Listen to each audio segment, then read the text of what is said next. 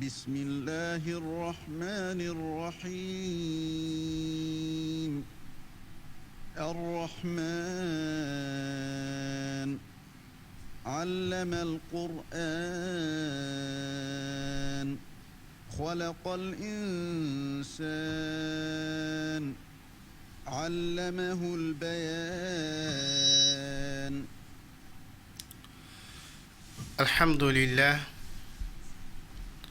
الحمد لله رب العالمين نحمده ونستعينه ونستغفره ونعوذ بالله من شرور أنفسنا وسيئات أعمالنا والصلاة والسلام على رسول الله أفضل الأنبياء والمرسلين محمد صلى الله عليه وسلم وعلى آله وأصحابه ومن ولاهم إلى يوم القيامة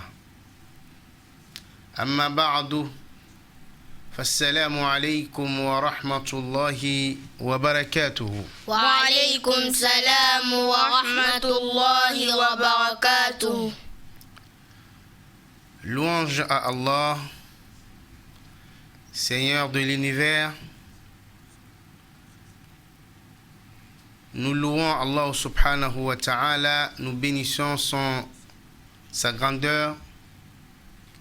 Nous remercions Allah, nous demandons pardon de nos péchés,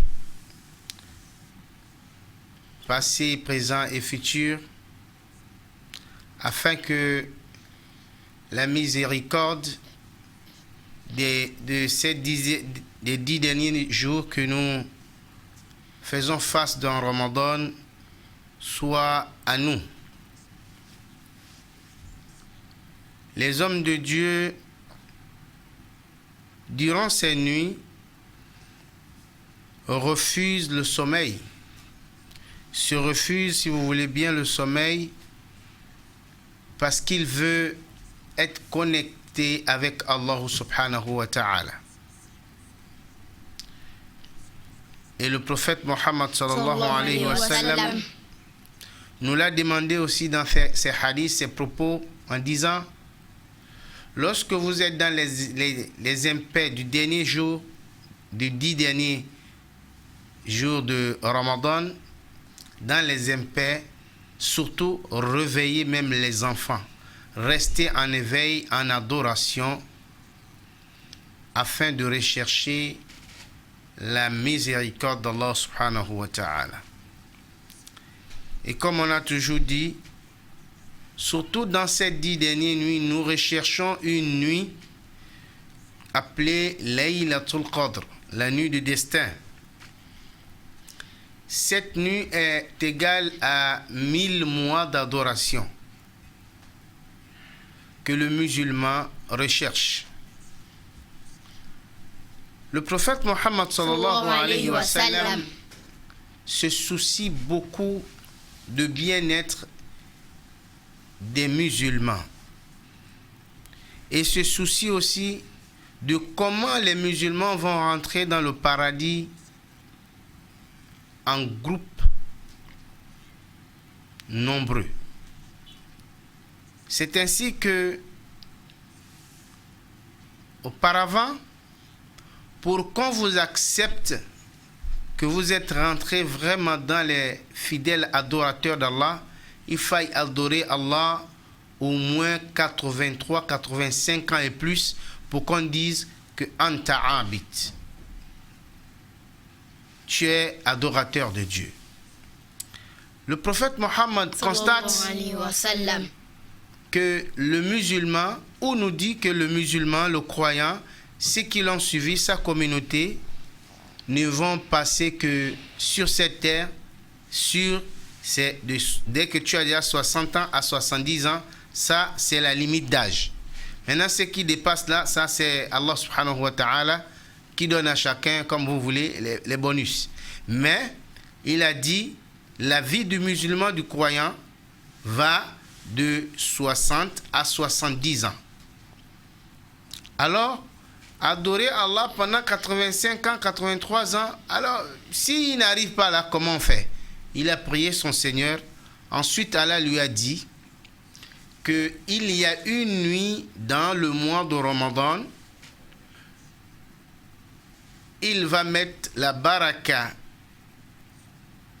dans cette nuit.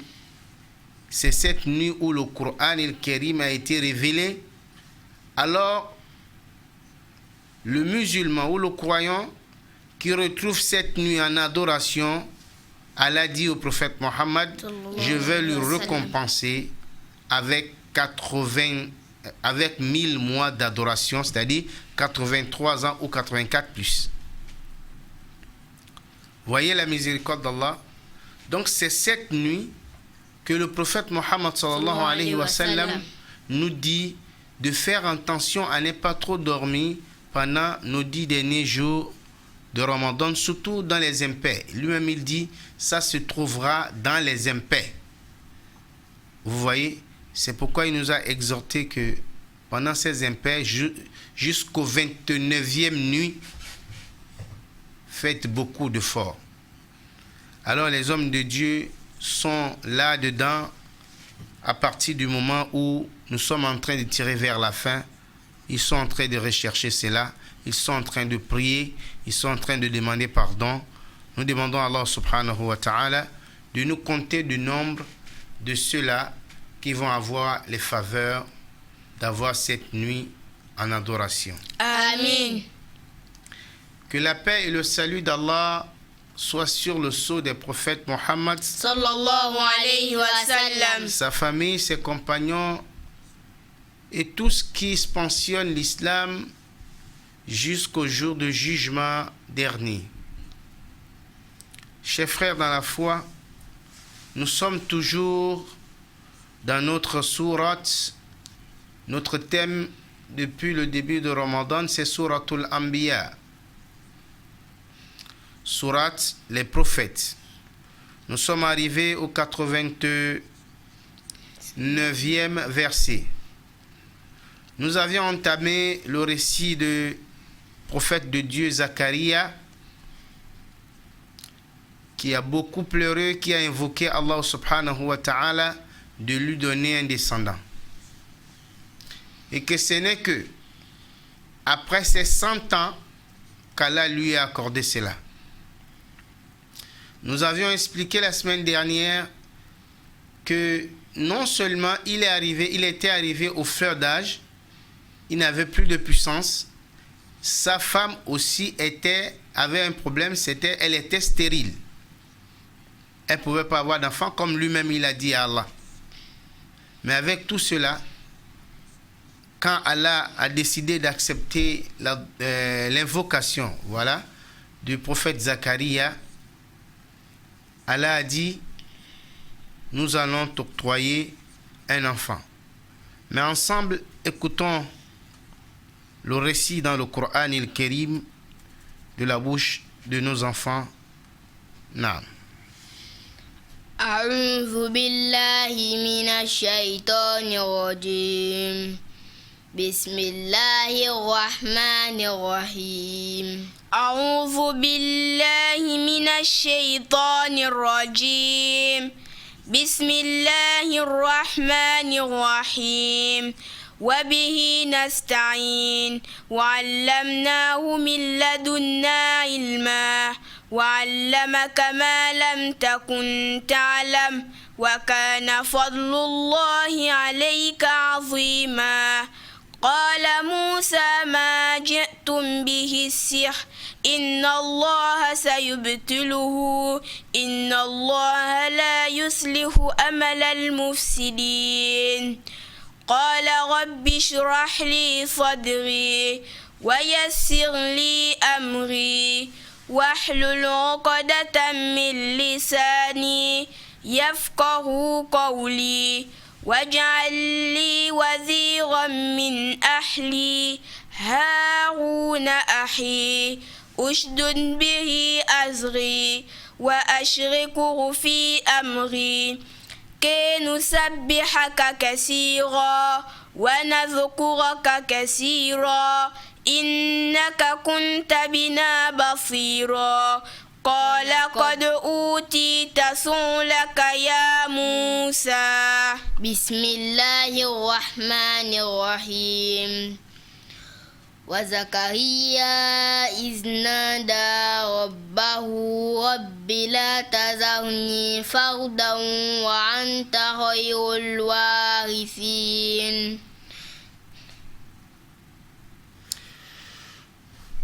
فاستجبنا له ووهبنا له يحيى وأصلحنا له زوجه إنهم كانوا يسارعون في الخيرات ويدعوننا رغبا ورهبا وكانوا لنا خاشعين والتي أحصنت فرج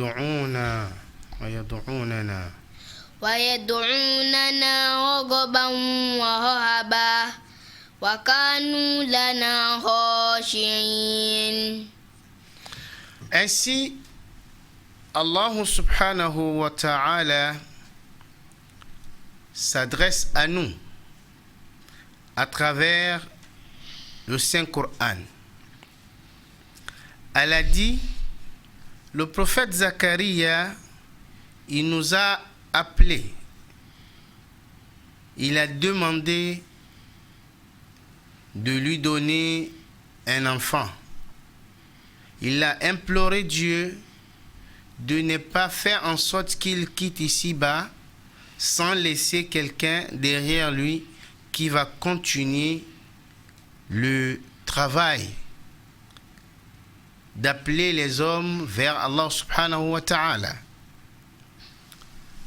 Ensuite, Allah subhanahu wa ta'ala nous dit, comme nous avions déjà expliqué cela ici, Allah dit فَاسْتَجَبْنَا لَهُ وَوَهَبْنَا لَهُ يَحْيَى وَأَصْلَحْنَا لَهُ زَوْجَهُ. فَاسْتَجَبْنَا لَهُ وَوَهَبْنَا لَهُ يَحْيَى. Nous avions accepté. فَاسْتَجَبْنَا لَهُ. Nous avions répondu à son appel parce qu'il est venu vers nous avec crainte et conviction de bien. Alors, nous avions répondu à son appel, وَوَهَبْنَا لَهُ يَحْيَى. Et nous l'avions donné le prophète Yahya comme fils. وَأَصْلَحْنَا لَهُ زَوْجَهُ. Et sa femme, qui est stérile, nous l'avions rendue fertile. Nous l'avions donné la capacité de porter l'enfant et nous avions ramené cette femme de son âge de 80 ans vers une femme de 30 ans. Aslahna lahu zawjahu. Nous avions rendu la capacité d'enfanter à cette femme. Innahum kanu yusari'una fil khayrat. Elle a dit, nous avions répondu à l'appel des deux, le prophète Zacharia et sa femme, parce que ils ont concouru. Ils courent vers le bien. La prière, ils le font. Les biens, ils le font. Et ils ont la foi en nous et la confiance en nous. Et ils nous ont imploré et nous les avions répondu parce que ce sont des bienfaiteurs. Innahum kanu yusari'una fil khayrat. Wa yad'unana ragaban wa rahaba. Elle a dit, ils nous ont appelés, ils nous ont imploré, ragban. Ils ont espéré ce qui est chez nous. Ils n'ont pas espéré ça chez autre chose. Ils n'ont pas demandé l'enfant chez d'autres choses. Ils ont fait face à nous, ragban. Ils ont espéré cela chez nous. Warahban. Ils l'ont fait avec crainte. Wa kanu lana خاشعين وكانوا لنا خاشعين. Allah dit, et ces deux ne craignent personne si ce n'est Allah. Nous avions expliqué ici l'autre jour, en long et large, que dans l'histoire de Zacharia, Allah veut nous apprendre comment est-ce qu'on parle à un supérieur.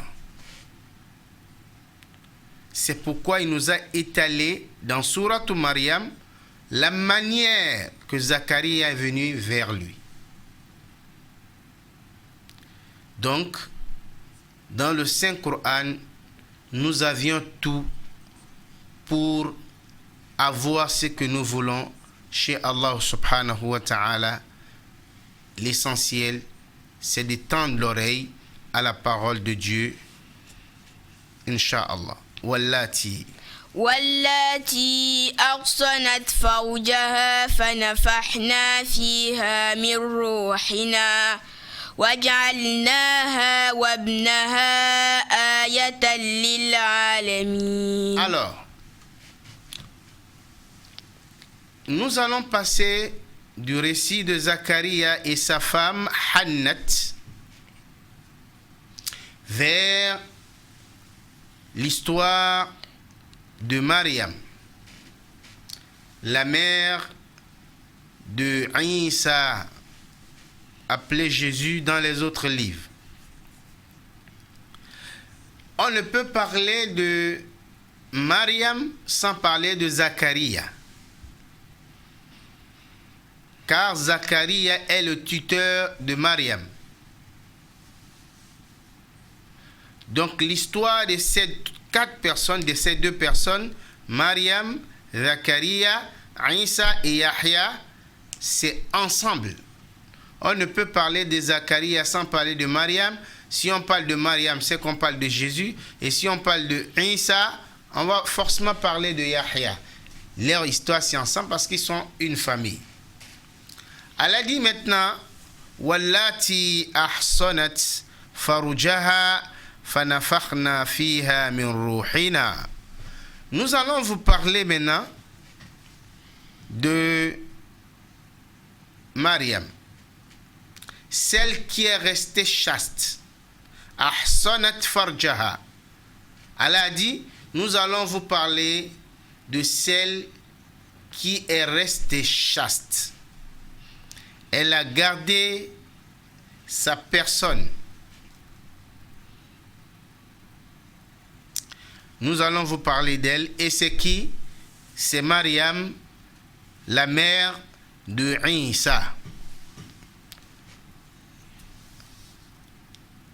On va essayer de voir l'histoire de Maryam depuis le début, puisque nous parlons là de Tafsir. Qui est Maryam? Pourquoi Allah l'a appelée celle qui est restée chaste? Pourquoi Allah l'a appelée comme ça? Et ici Allah dit, puisqu'elle est restée comme ça, فَنَفَخْنَا فِيهَا مِنْ رُوحِنَا. Nous avions utilisé son ventre et nous avions essoufflé de notre souffle Isa dans son ventre, parce qu'elle a gardé sa personne et nous avions utilisé cette place-là.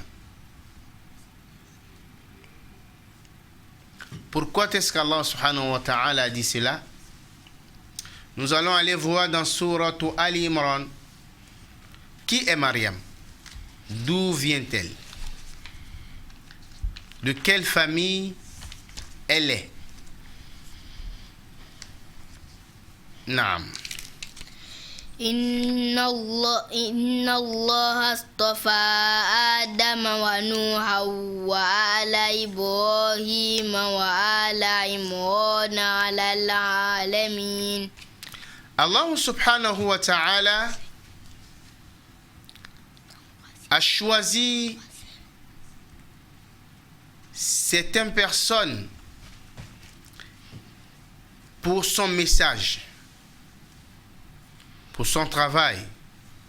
Il nous a dit dans le Coran al-Karim, Inna Allah astafa, j'ai choisi, moi Allah, Adam wa Nuh, le prophète Adam et le prophète Noé.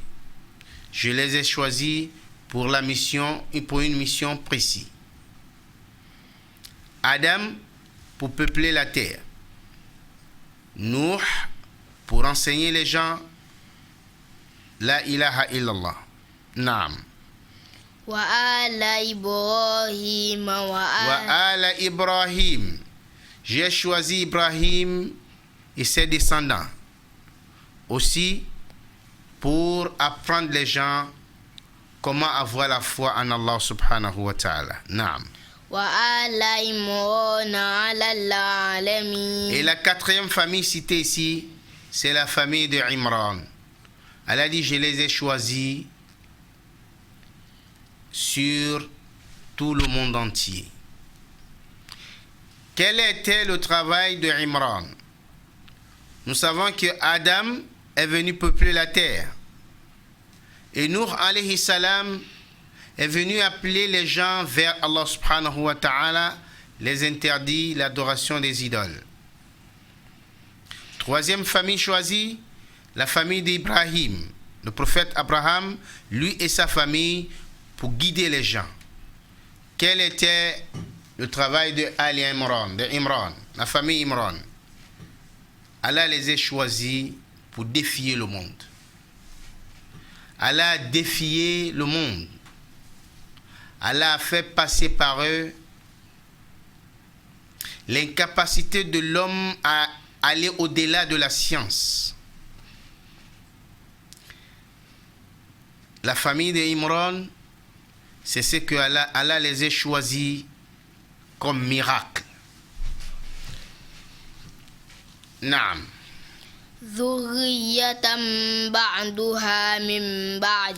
Allah dit les quatre que nous avions choisis, Zurriyatan ba'duha min ba'd.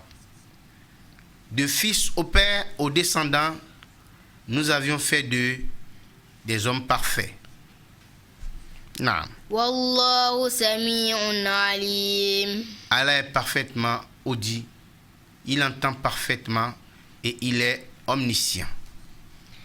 إذ قالت امرأة عمران رب إني نذرت لك ما في بطني محررا. Alors, parmi ces quatre familles, Allah a choisi de nous parler de pourquoi il a choisi la famille Imran.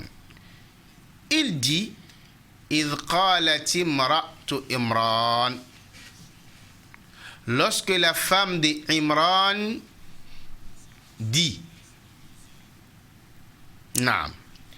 Rabbi inni nazartu laka ma fi batni muharrara. Oh mon Seigneur, l'enfant qui est dans mon ventre, si jamais cet enfant arrive et que c'est un garçon, inni nazartu. Inni nazartu laka ma fi batni muharrara. Ce qui est dans mon ventre, le fœtus qui est là, je vais te le dédier. Fataqabbal minni innaka antas sami'ul alim. Oh Dieu, exauce ma prière. D'où vient ce bébé dans son ventre? La femme de Imran, Imran c'est qui d'abord? Le musulman doit savoir. Le musulman qui s'élève, qui a 15 ans, qui a 16 ans, qui a 10 ans, doit aussi savoir, doit apprendre, doit connaître de sa religion. Imran, c'était un homme de Dieu qui a pris comme travail aller dans les maisons de Dieu, les églises, les synagogues, arranger, balayer, mettre les hommes à l'aise. C'était son travail. il s'occupait beaucoup des maisons de Dieu. Et lui, Imran, Allah ne lui a pas donné d'enfant. Ça ressemble à l'histoire de Zacharie, exactement la même chose, parce que ce sont les mêmes familles. Mais l'histoire de Imran, comme père, précède l'histoire de Zacharie, que nous allons savoir. Alors Imran, c'était un homme bien. Avec les hommes, il faisait le monde. Avec Dieu, il croyait en Allah subhanahu wa ta'ala. Et sa femme aussi, elle était une femme chaste. Une femme adoratrice. Une femme qui craint Allah. Elle s'appelle Hannat. Les deux sont restés sur la natte de demande de descendants jusqu'à ce qu'ils sont arrivés aux fleurs d'âge. L'histoire nous dit Imran a eu 80 ans et sa femme aussi presque. Mais ils n'ont cessé de demander à Allah de les donner des descendants. Mais c'était une famille, en réalité, qui ne devait pas avoir d'enfants parce que la maman elle-même, Hannat, dont je parle, la femme de Imran, elle était stérile. Donc quand qui parle de stérilité, parle de la fin de cette famille sur elle, sur les deux, parce qu'ils ne devaient pas avoir de descendants. Mais ils sont restés à croire en Dieu, à faire le bien. Mais un jour, Hannat, la femme d'Imran, les savants ont beaucoup parlé sur elle, mais le côté où nous allons utiliser, dans la vie, quand vous avez une maison et vous avez des animaux domestiques, faites attention à ne pas les maltraiter mal. Maltraiter. Ne les traitez pas mal. Ce jour, un oiseau est venu chez elle faire ses bébés oiseaux. Mais la mère de l'oiseau n'avait rien à donner à ses enfants, à ses bébés. Elle est allée chercher, mais avant qu'elle n'arrive, la femme de Imran a donné à manger et à boire aux bébés oiseaux. Leur mère, au retour, a trouvé ses enfants le ventre plein. Alors elle a prié. Elle a dit, oh Dieu. Les savants disent, elle a dit, Dieu, de la même manière que cette personne qui a fait cela m'a donné la joie et que je suis content, Dieu fait à la personne la même chose. Et vous savez que dans l'histoire de la vie, les animaux ont marqué aussi l'histoire de la vie. Ceux-là parlent, mais nous ne nous écoutons pas. C'est Allah qui écoute. C'est pourquoi le prophète nous a dit, si vous avez des animaux domestiques, alors faites attention. Une femme est rentrée, comme a dit le prophète, à l'enfer parce qu'elle a maltraité un chat. Elle est rentrée à l'enfer. Et une personne aussi est rentrée au paradis parce qu'il a donné à boire à un chien. Faites attention, essayons de comprendre. Dans l'islam, l'islam ne veut pas que nous gardons des chiens. Les chiens, l'islam interdit aux musulmans d'avoir comme animal domestique le chien. Sauf en cas de force majeure. Mais L'islam nous dit ici, le prophète Mohammed sallallahu alayhi wa sallam, il nous dit, cet homme est rentré au paradis parce qu'il a donné à boire à ce chien. Mais il a trouvé le chien là-haut.